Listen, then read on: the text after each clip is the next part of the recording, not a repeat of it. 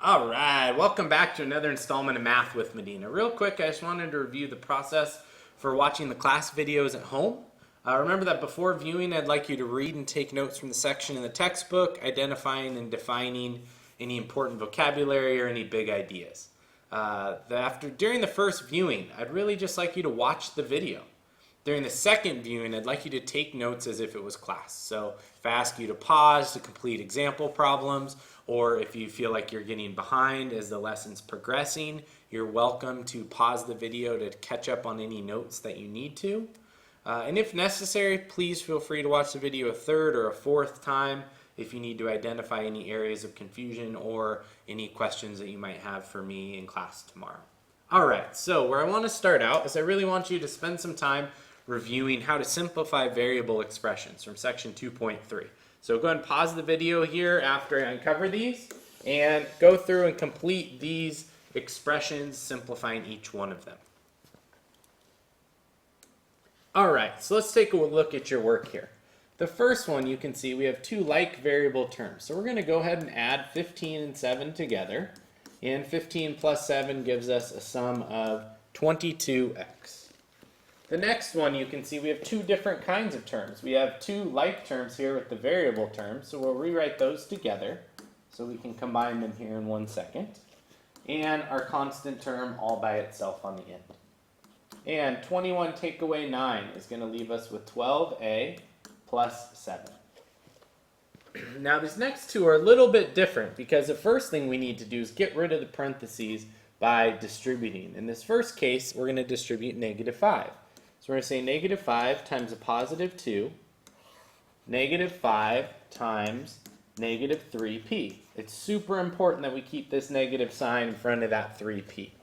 Rewrite our p and the 1 on the end. Now, following the order of operations, we're going to multiply negative 5 times 2, which would be negative 10, and negative 3 times negative 5, which is positive 15p. Because remember, the product of two of the same sign is always a positive product. It's plus 1. Next, we're going to put together or rewrite our like terms. So we have our variable terms. So we have p plus 15p, negative 10 for our constant, and 1. All right, so let's put those together. P plus 15p is going to be 16p, and negative 10 plus 1 is going to be negative 9. Because negative 10 is to the left 10 on a number line, and plus 1 brings us back 1 closer to 0. All right, this last one here, we're going to go ahead and distribute 3 times 2x. And then we're going to distribute our positive 3 times a positive 1 and rewrite our variable and our constant terms on the end. All right, 3 times 2x is going to be 6x. 3 times 1 will be 3 minus 5x plus 4. Now we're going to rewrite it with our like terms together, always starting with our variable terms. So we have 6x minus 5x, and our constant terms, positive 3 plus 4. All right, 6x take away 5x will leave us with x, or some of us like to put 1x, and 3 plus 4 will give us a sum of 7. All right, hopefully that gets your brain up and going, wakes you up from break, and we're off to section 2.4. So what we're going to look at in 2.4 is we're really going to introduce this idea of an equation. So before we can go on to an equation, I first want to go back and reiterate what an expression is. Remember that an expression is a collection of numbers, variables, and operations. That an expression can only be simplified, that we can't find the value without being first told what a variable equals. So we can only simplify expressions. And then lastly, remember that an expression has no equal signs in the original statement. So if we go back to those 4 expressions we just did, if we get rid of all of the writing we did, you can see the 4 expressions, there are no equal signs as a part of this story. That the equal signs come in when we're continuing an idea, saying that this leads to this, leads to this. And as you can see, the same over here.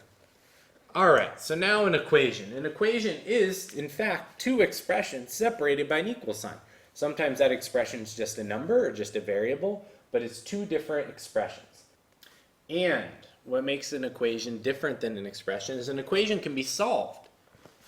And lastly, what's really important when we solve equations, and by solve I mean find the variable that's missing, is that we check the solution we get. And we do that by evaluating the expression by substituting in the value of the variable, like we've been doing with our expressions so far. All right, so first let's start by looking at what is a solution. Well, the solution is a value of a variable that produces a true statement. So what we're really focused on here is what values for that variable will make the statement true. So for example, here if we had x plus 3 equaled 7, the question we're asking ourselves is the solution for x, or the value for x, is blank. Well, the value in this case, most of us would know, is 4. Because 4 plus 3 equals 7. Well, in order to know in fact that we're correct, we need to always do a proof, or we always need to check our answer. So you can see here in our proof, we write down the original equation, x plus 3 equals 7. Then we substitute in for x what we believe to be our solution that we found through mental math, and we get 4 plus 3 equals 7. And a lot of people are going to want to stop right here to say, Mr. Medina, I know that's a true statement, but here's the thing. A true statement is going to be two simplified expressions that are equivalent. Well, 4 plus 3 isn't simplified until you add the 4 and the 3 together. So in fact, this is our true statement. And once we get our true statement, we can put a smiley face, which tells us we know that we're correct. Now, 7 equals 7 says I know I'm right, but remember, the answer didn't change. X still equals 4. The solution stays the same. All right, so let's look at this in a little bit more practice. But in order to do that, I first want to look at the progression of how do I go from an equation to a statement of what it says in words to really what's the question asking me. So you can see that progression here. If we go back to the equation we just used, x plus 3 equals 7. Well, the statement there is that the sum of a number and 3 is 7. And remember, when we say is, that's a really big indicator for equals. And what this is asking us, really, if we look back at this equation, is this equation up here is asking us this question. What number added to 3 equals 7? And at this point, again, we identified that number would be 4. So 4 would be our solution. All right, so now what we're going to look at is we're going to look at how do I take a sentence and turn it into an equation. So what I'd like you to do is read through each of these 3 sentences and write from them what you believe to be the equation based on what we just talked about. So go ahead and pause the video now and do that. All right, so if we look at this first sentence, the big indicator in it is the word sum. The sum of 3 and a number is negative 10. Sum being addition. So 3 plus a number, we'll just use x, is negative 10. The big indicator in the next one is the word quotient. Now, the order of x and 6 matters because it is always the numerator followed by the denominator is 4. So if you notice, it's x and 6, so it would be x divided by 6. And then the last one, hopefully we know at this point, difference is subtraction. So the difference of 13 and a number, and we'll just use n in this case, is 6. And the order again here matters. So 13 came first in the sentence, so it must come first in our equation. All right, so we're going to now take this and we're going to kind of flip it around. And we're going to look at it, how do I take an equation and identify the question it's in fact asking me to solve. So if we look here, I have 4 equations. And what I would like you to do is, looking at each of these equations, think to yourself, what question is it asking me? And then also, what variable would make a true statement? Go ahead and do that now, please. All right, so the question in this first one is really asking us, what number minus 10 is 7? So hopefully you got 17. And to prove that answer, we would actually recopy the exact same equation, x minus 10 equals 7, substitute in our answer of 17, and look to see, is it a true statement? 17 minus 10 is 7. 7 equals 7 is our true statement, so that tells us that we are correct. Our answer is 17. We put a little check mark to remind ourselves, I checked it. And the next question is asking us, what number times 3 is negative 6? So hopefully you got negative 2. And again, to prove our answer, recopy our original equation. So 3n equals negative 6. And in place of n, we put our solution of negative 2. And 3 minus negative 2 is, in fact, negative 6. So we see again the happy face of a correct answer telling us that we checked our solution and our solution is correct. The next question asks us, what number added to 2 is negative 7? And hopefully you thought about the whole negative positives on a number line and you got negative 9. And to prove our answer, we do our proof, which is 2 plus y equals negative 7. And in place of y, we put our solution of negative 9. 2 plus negative 9 equals negative 7. And that gives us another true statement. So it gives us another happy face of being correct. And we can put a little check mark again to remind ourselves we got our answer correct. And finally, this last one. And this last one actually asks us the question, 36 divided by what number is 4? Well, 36 divided by, in this case, it would be 9. And to double check our answer, remember, we want to always prove that we're correct by doing a proof.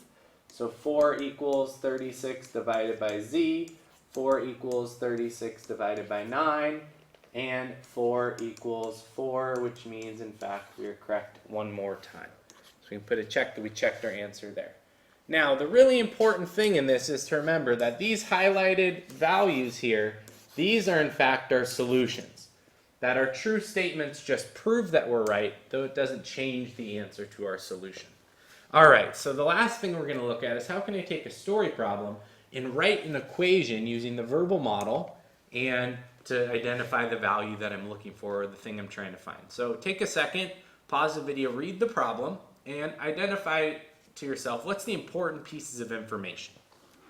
All right, so if you look, when you read the story problem, what we're actually being asked to do is this very last sentence here that says, write and solve an equation to find the answer. So we need to see what are we trying to find and what important piece of information do I need? Well, I'm being asked to really answer this question. How many times did people ride the go-kart that day?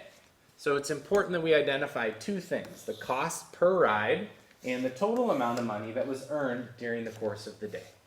All right, so as we introduced in the first chapter, we're going to use the verbal model, which is, again, simply going through and writing out the kind of outline of our equation. So we're going to look at the cost per ride times the number of rides will give us our total money.